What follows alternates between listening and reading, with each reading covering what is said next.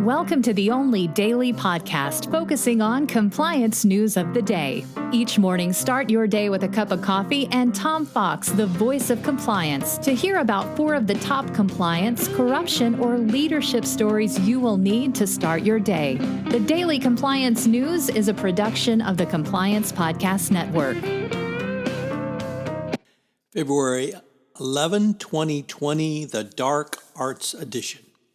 First up from the Wall Street Journal, Dylan Toker over at the Risk and Compliance Journal.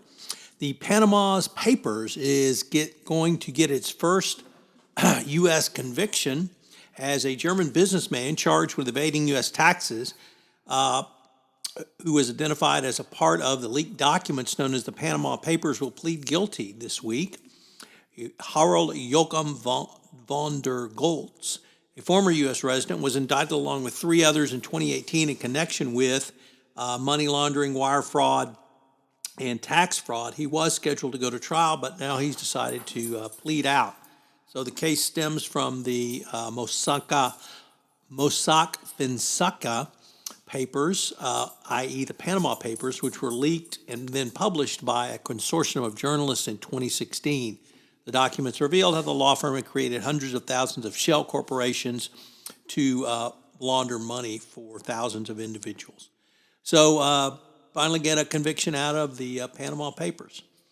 Next up, the very success of some senior executives and CEOs can lead to criminal activity by their corporations.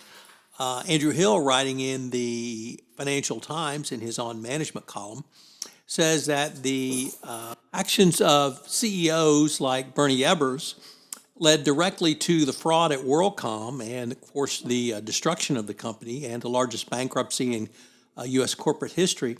But that type of management style really does not work in the regulatory environment of today, and more importantly, the reputational environment, where more senior leaders can get pushed into unethical action when you have a true hands-off CEO.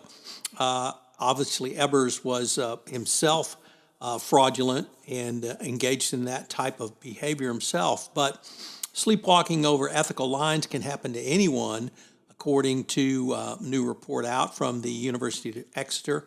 And when you don't have the types of controls in place, you can have, quote, a humiliation and reputational cataclysm going forward. So a good lesson to remember from Bernie Ebbers, in addition to his direct contribution to the compliance profession. Next up, we have the New York Times reporting that the U.S. has charged certain Chinese military officers with the 2017 Equifax hacking.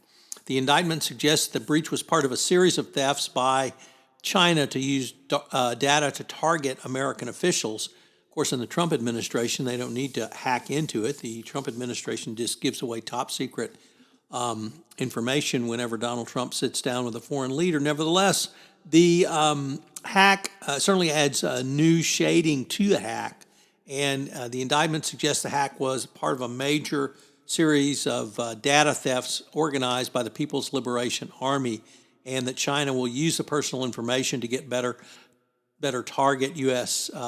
Officials.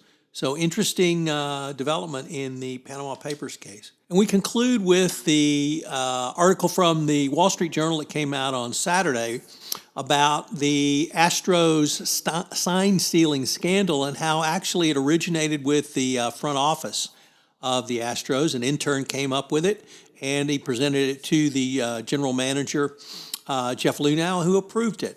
And Lunau claimed, of course, throughout this that he knew nothing about it. The problem is he not only approved it, he received PowerPoint presentations on it, and he received emails on it that he commented back on. So a new shading to the Astro sign-stealing scandal, and it also explains why A.J. Hinch was afraid to go to management, because it was management that put the scheme in place. The Daily Compliance News is a production of the Compliance Podcast Network and a proud member of C-Suite Radio. Thanks so much for listening.